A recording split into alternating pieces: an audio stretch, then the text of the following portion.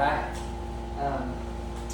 I just want to talk to you guys about the differences between the Power Tiger and the Radius Prime. These are two of our boards that are like at the highest end of our performance board range, and two boards that have had a lot of success in different ways in the past. The Radius Prime is a version of a board that has won Stab in the Dark a couple times. Originally Dane, I made him something similar to this, rocker-wise, and then the next year I used that same rocker but changed the outline of the board a fair bit and a few different changes to it. Jordy chose that as his favorite Stab in the Dark board. The Power Tiger is something that we developed with Jon. He had this red Tiger that he really loved, the white Tiger for really small waves. Red Tiger was the middle range board, and then he loved that board so much he wanted to develop something for better waves and in that same design, so the Power Tiger is that. Anyways, the two boards essentially fit into kind of the same range of waves that you would want to ride, so I just wanted to kind of explain the differences between the two. Even though it's hard to really pinpoint like a feeling, it's more of kind of what you might be looking for in a board. So basically, I'll give you the rundown with these. This board has, the Radius Prime has a single concave bottom running into like a really light double concave through the fins with single concave actually going off the tip. So the whole board has a concave through the whole bottom of the board. This board is a little different. This has a double concave, single with a double concave through the whole middle of the board, and then as it gets through into the fins, it turns into like a pretty solid V with some double concave in that too, and that runs all the way off the tail. So that is a real different kind of setup. These two bottoms feel a little different. The V is more of like a tippy, kind of rolly kind of bottom, whereas the single concave and the concave through the tail is more of like a drivey kind of thing. So the difference between these two boards with the drive is that this board has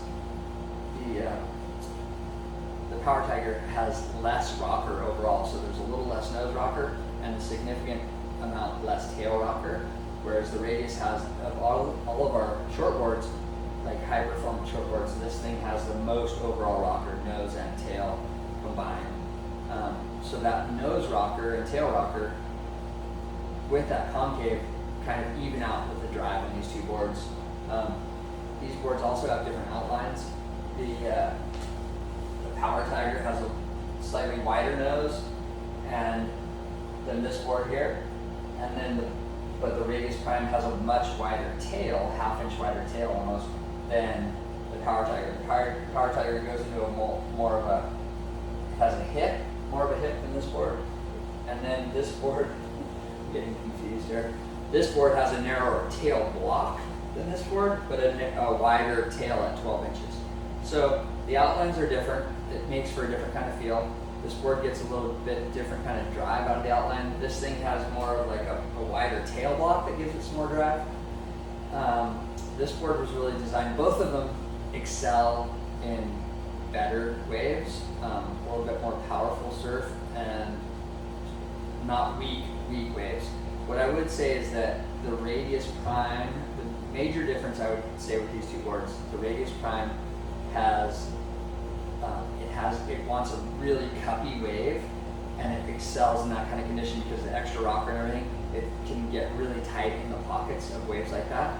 The negative to that is that when you're on a wave that goes out, or a weak wave in general, or a wave that turns kind of weak, this board tends to lose its speed a little bit easier than this board does. This board can still turn tight in the pocket like this, but I feel like this board has the flatter rocker and a little bit more volume. So this, like the same, if you got these boards in the exact same dimensions, this board has a half liter more volume in it. And that just has a little bit more, it's a little more forgiving in like the weaker part of the wave. So you can, it feels good in a cuppy wave, but then when you get into a weaker shoulder, you come back through a cutback, it'll kind of hold a little bit speed. This board tends to lose that speed a little bit easier, but it has a little bit more of a flicky, lighter, like loose feeling in the pocket than this board. They both are exceptional exceptionally good boards for good waves. They're definitely not designed to surf shitty waves. If you were to take one into shitty surf, this one, Power Tiger, would probably be a little bit better. Not much. They both, one thing, like, people think that we have a lot of wide point forward boards, and this board came from boards like that, but this board, the wide point is 2 inches back from center, and so is this board, same there. So overall, I would just say that for the most cuppy, bully little waves, this board is excellent choice.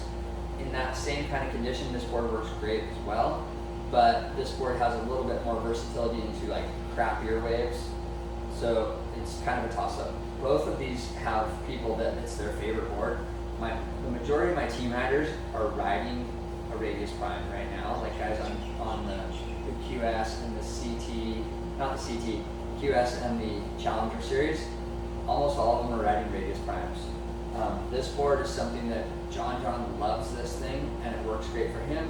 My team riders all like this board as well. Just as kind of a toss-up between those two. Thanks.